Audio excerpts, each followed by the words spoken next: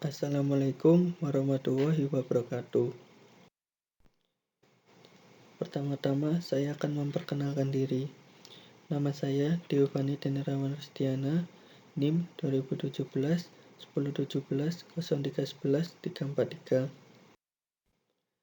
Di sini saya akan membahas tentang struktur dan transformasi ekonomi Indonesia.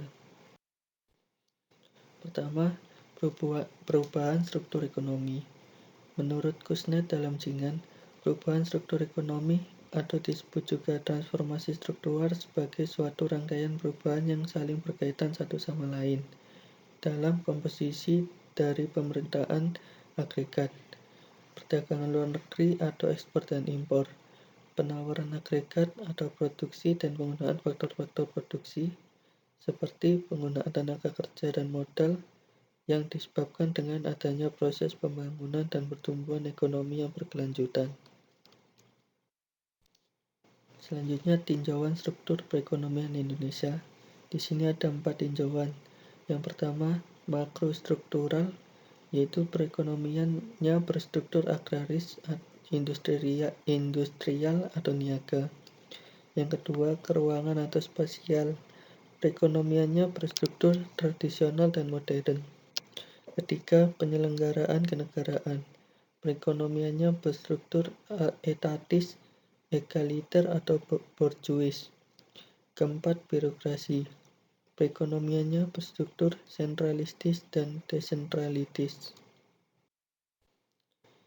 Faktor-faktor penyebab perubahan struktur ekonomi ada 3. Yang pertama, sifat manusia. Yang kedua, perubahan teknologi. Yang ketiga, perdagangan internasional. Selanjutnya, pertumbuhan ekonomi. Menurut Nanga 2005, pertumbuhan ekonomi adalah peningkatan kemampuan dari suatu perekonomian dalam memproduksi barang dan jasa. Maka, dapat disimpulkan bahwa makin tingginya pertumbuhan ekonomi, biasanya makin tinggi pula kesejahteraan masyarakatnya. Meskipun terdapat indikator yang lain, yaitu distribusi pendapatan. Selanjutnya, faktor-faktor penyebab perubahan struktur ekonomi. Yang pertama, akumulasi modal. Yang kedua, pertumbuhan populasi. Yang ketiga, perkembangan teknologi. Lanjut, ciri-ciri pertumbuhan ekonomi. 1. Laju pertumbuhan ekonominya. 2. Urbanisasi. 3. Ekspansi negara maju. 4. Peningkatan produktivitas. 5. Produk per kapita. 6. Arus barang, modal, dan tenaga kerjanya. Selanjutnya, ketimpangan ekonomi regional. Ketimpangan ekonomi adalah perbedaan pembangunan ekonomi antar suatu wilayah dengan wilayah lainnya secara vertikal dan horizontal yang menyebabkan disparitas atau ketidakpemerataan pembangunan. Salah satu tujuan pembangunan ekonomi daerah adalah untuk mengurangi ketimpangan.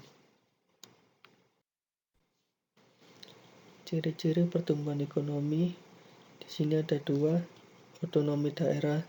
Otonomi daerah adalah suatu hak dan wewenang serta kewajiban daerah untuk mengatur serta untuk mengurus rumah tangganya atau daerahnya sendiri sesuai dengan perundang-undangan yang masih berlaku.